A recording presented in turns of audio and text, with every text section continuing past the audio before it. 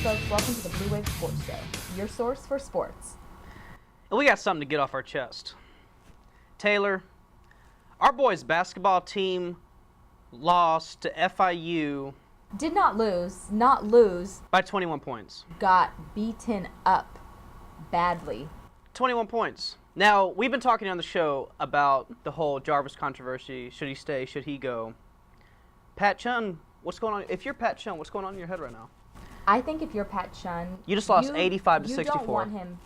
And let's keep in mind that FIU is not an elite team at all. No, they have actually very small team in terms of size and height. Mm-hmm. We have Dragon, very tall. We're not getting any minutes out of him. He barely played. Going into the half, we did not even have 30 points. Now, that is a big problem. I think we scored more in the half when we played UNC than FIU. So obviously there's a problem. I think Pat Chun wants to bring his own people in. The problem is Jarvis just re-signed his contract extension, so he has 2 more years. So I think it comes down to numbers. Are you just going to let him ride out the contract? Are you going to release him early? And also, who can we get in return? I mean, who...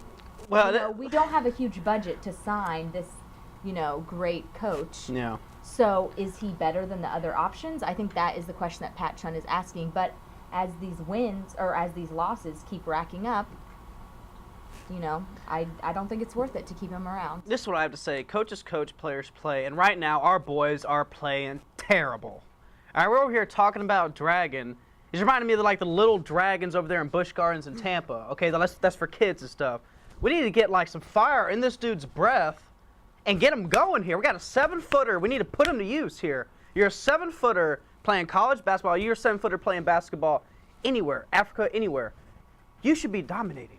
You should have total control over everything, all right? Especially playing in the Sun Belt, you don't see many 7-footers. Just college basketball nationwide, there's not that many 7-footers. So when you have one, they should make a statement. They should make an impact. They should make an impact. Your presence, look. Yeah, hey. And so that shaking is their not hands. Jarvis's fault. He can't play for the players, but I think he's got to spark them though. Someone has to be at fault for this, and it's always the coach. So I think it's just going to be, a couple more conference losses, and it's going to be done. Maybe Moody and Dragon need to drink Dr. Pepper and eat the chicken sandwiches at the calf together, and maybe Dragon can pick up something from Moody because Moody, I feel like he's the only guy playing for the team right now. Yeah, he is playing great. But he's making stuff happen. We do have talent on the team. It's just I don't think it's gelling yet. No. But I think we're in agreement that Jarvis does need to go, even though we do love him. We love him here at Owl TV. Here, this is how we're going to rephrase this. Jarvis needs to go based on the record. Yes. Based on the record. Not based on our feelings towards you. We love you. However, but now to some more exciting news. Signing day was this week. I haven't been this excited since that Destiny's Child reunion at the Super Bowl.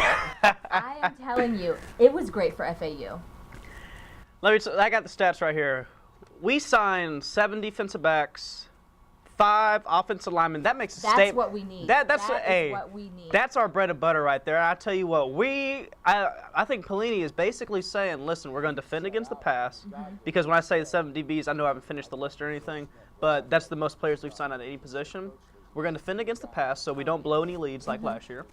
And with these 5 offensive linemen, and we were watching, the films of this right before we did the show, we saw guys just getting on them, burying them down, just burying them into the ground here, and that's what we want to see. When we play Miami next year, And, someone I'm super excited about is a freshman coming out of Boyd Anderson, Greg Hankerson.